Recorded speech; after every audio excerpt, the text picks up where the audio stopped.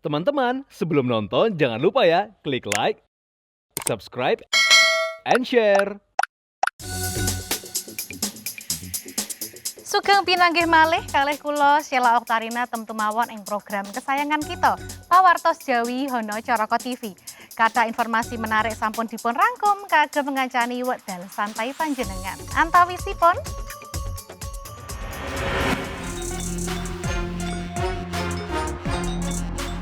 tegesipun wonten ing salebetipun busana Yogyakarta Royal Orchestra.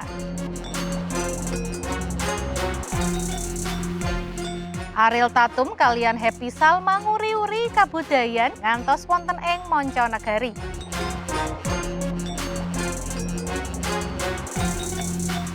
Mitos utawi fakta ngliwati wit ringin wonten ing alun-alun kidul Ngayogyakarta pepinginanipun badhe dipun kawujud.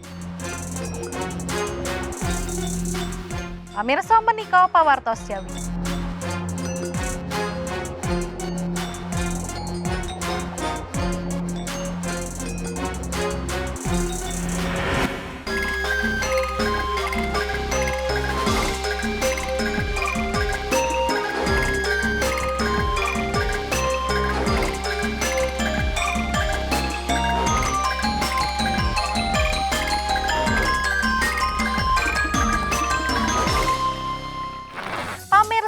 Yogyakarta Royal Orchestra dados salah satunggaling orkestra ingkang dados kawigatosanipun jagat.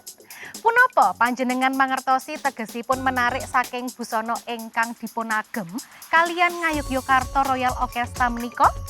Kasunyatanipun gadhahi teges ingkang nggunakaken lan wonten hubunganipun kalian lairipun musik kilen wonten sak tengahipun nguri-nguri musik tradisi Ngayogyakarta. Boten namung niku mawon pamirsa sakmenika nagari kita Indonesia malih-malih damel ngedap-edapi kanthi penampilan saking public figure ingkang ngasta tarian tradisional kados pundi nggih pamirsa penampilanipun? Pamirsa menika sedaya informasinipun.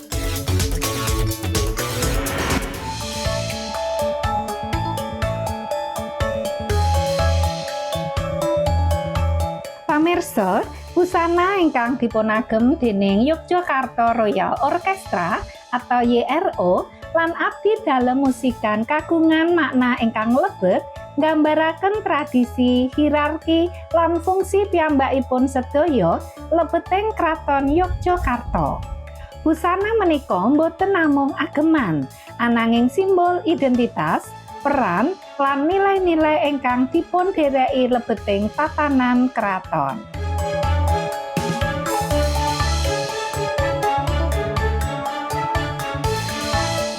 Busana ingkang dipunagem abdi dalem musikan mliginipun wekdal tampil wonten jawining kraton. Dipun rancang kagem bentenaken saking busana wekdal kagungan ayahan wonten lebeting kraton utawi wekdal sowan.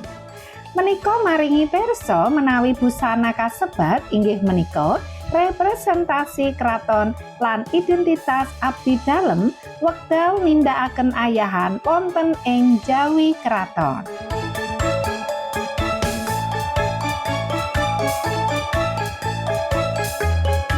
Pemilihan warni, motif, lan atribut busana ugi ingkang kagungan nilai-nilai budaya Jawi. Kados kasucen, kawantunan, lan kegiatan ingkang dipun wakili dening werni pethak, abrit, lan cemeng.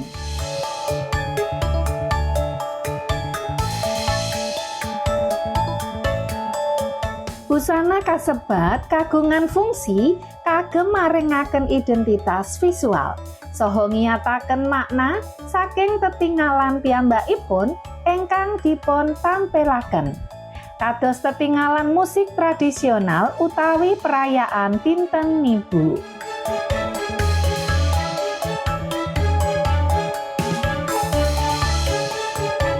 Pamirsa ugi kedah ngertos menawi busana ala Orkes Jawi wonten Kraton Yogyakarta sesambetan kalian wontenipun musik kilen wonten ing satengahing pelestantun musik tradisi Yogyakarta.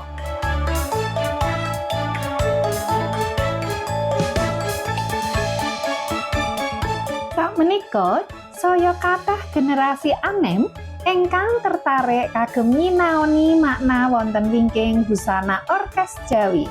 Bab menika dipun ajeng-ajeng kepareng nyengkuyung pelestarian seni lan budaya Jawi wonten tlatah Tangerang lan sawantawisipun. Kalian mangertosi makna ingkang wonten ing saklebetipun, kita saged langkung ngajeni kaendahan lan kasugihan budaya Indonesia.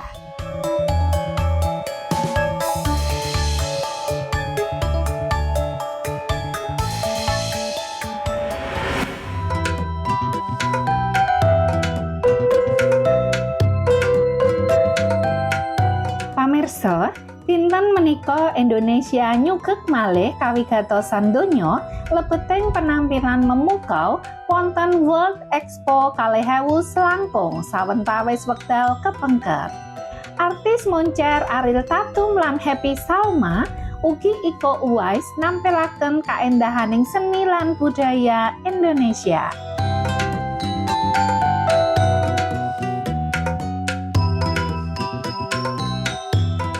Tatum lan Happy Salma kanthi anggun miragakaken beksan Jaipong.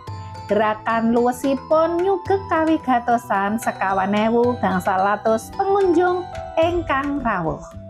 Kekalihipun tampil memukau lebet balutan kebaya cemeng lan nyamping batik. Dipunhiasi selendang ijem lan ukel ingkang dipunhias kalian melati lan cunduk mentul ingkang nambah manis penampilan piyambakipun sedaya.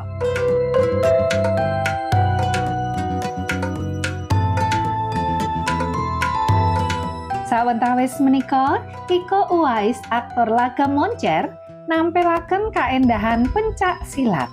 Tilaran budaya boten awujud barang Indonesia ingkang dipunakeni UNESCO warsa 2019 kalian gerak lincah lan kegiatan ingkang menakjubkan. Iko Uwais nedahaken kaendahan seni bela diri Nusantara dipun dereki alunan musik grup Swarantara saking Bandung.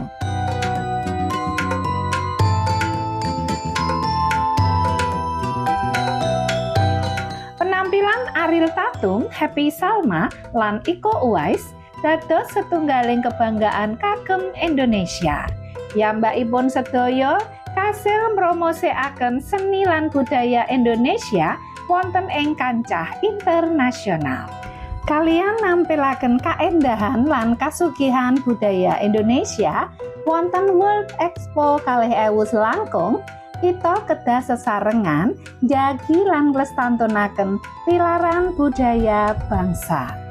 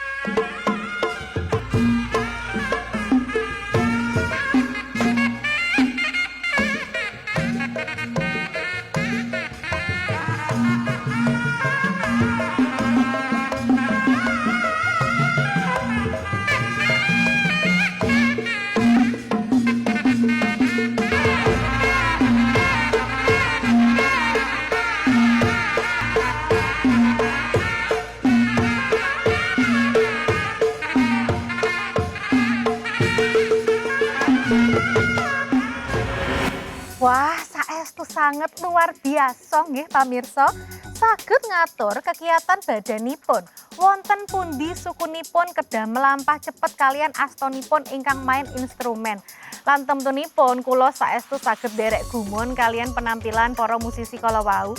Salebetipun anggenipun ngagem busana ingkang nggadhahi filosofi ingkang saestu lebet. Lan ugi temtunipun mugi-mugi dados wonten kathah nggih public figure sanesipun ingkang kersa nguri-nguri lan beto kebudayaan Indonesia wonten ing kancah internasional. Pamirsa, kita tilaraken kalih informasi kala wau. Pamirsa, menawi kula lan panjenengan mlampah-mlampah wonten ing Yogyakarta, temtunipun ikon wit ringin ingkang wonten ing alun-alun sampun dados destinasi ingkang wajib nggih. Nanging punapa panjenengan pirsa mboten mitos utawi fakta menawi nglewati wit ingkang wonten ing alun-alun kidul Ngayogyakarta punapa ingkang dados pepinginanipun bakal kawujud. Wih, saestu ngremenaken sanget nggih. Nah, pemirsa, menika informasi sajangkepipun.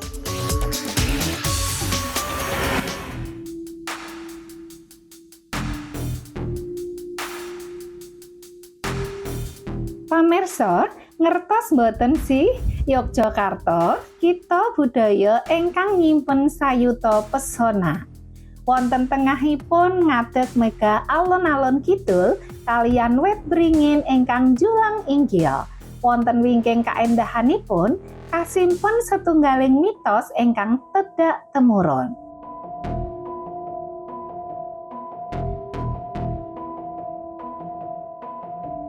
Ahli sejarah lan budaya Yogyakarta kagungan pendapat mitos kasebat tuwuh saking kapitadosan simbah moyang tumrap kegiatan alam. Wit beringin kalian oyotipun ingkang bakoh lan ronipun ingkang rimbun dipun anggep kagungan aura mistis lan dipun kaitaken kalian kesuburan lan kemakmuran.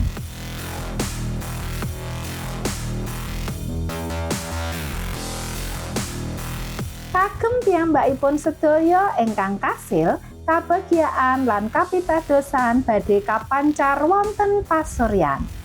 Mitos kasebat dipun anggep kabukti nanging boten sekedhik ugi ingkang sandhe lan nyerah wonten satengahing margi.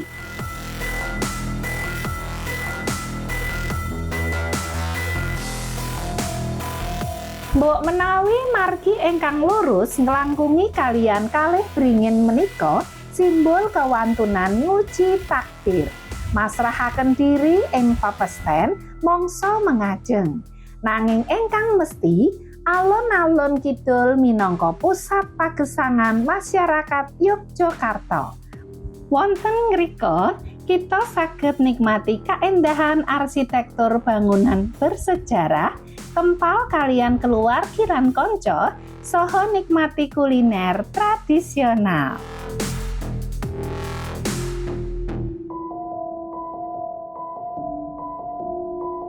Mitos utawi fakta ingkang mesti alun-alun kidul tetep dados papan ingkang mikat penggalih lan jiwa. Papan ingkang sugih kalian sejarah, budaya, lan kaendahan. Papan wonten pundi kita saged nikmati pagesangan lan manggihaken makna wonten wingking saben lampahan ingkang sampun kita pundhut.